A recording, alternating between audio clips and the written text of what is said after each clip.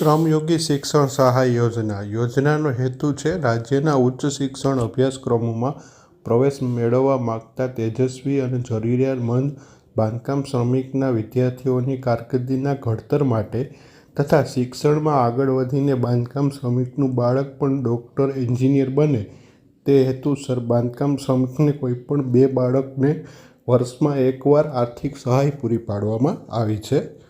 લાભ મેળવવાની પાત્રતા: નોંધાયેલ બાંધકામ શ્રમિકમાં કોઈપણ 2 બાળકોને વર્ષમાં એકવાર આ અરજીનો લાભ મળે છે.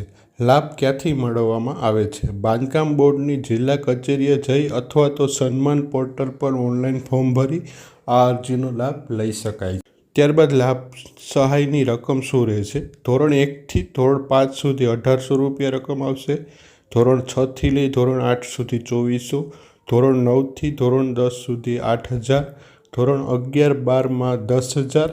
સ્નાતક પછી ઉચ્ચ અભ્યાસ ક્ષેત્રે ₹15,000 તેમજ અનુસ્નાતક પછી ઉચ્ચ શિક્ષણ માટે ₹25,000ની સહાય આપવામાં આવે છે. લાભ લેવા માટેના જરૂરી દસ્તાવેજો: શાળા, કોલેજ, સંસ્થાનું લાભાર્થીના ચાલુ અભ્યાસક્રમનું ઓરિજિનલ બોનાફાઇડ સર્ટિફિકેટ, લાભાર્થી તથા બાળકના પાસપોર્ટ સાઇઝના ફોટા, બાળકનું આધાર કાર્ડની નકલ, બાળકના ગત વર્ષના પરિણામની નકલ, ફી ભર્યાની પહોંચ.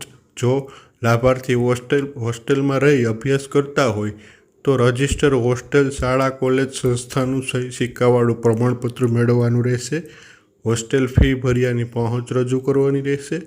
પુસ્તક સાધન સહાય માટે લાભાર્થી પાસે પુસ્તક ખરીદીનું ઓરિજિનલ બિલ રહેશે.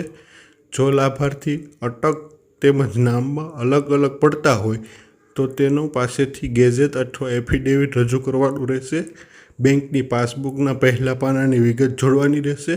તેમજ 5,000 કે તેથી વધુ સહાયમાં એફિડેવિટ અથવા સંમતિપત્ર સરકાર દ્વારા જાહેરનામા મુજબ રજૂ કરવાનું રહેશે. તો મિત્રો, આ યોજનાને લગતી માહિતી તમને ખ્યાલ આવી ગયો હશે. આ વિડીયોને વધુમાં વધુ શેર કરો જેથી કરી અન્ય લોકો સુધી આ માહિતી પહોંચી વગે.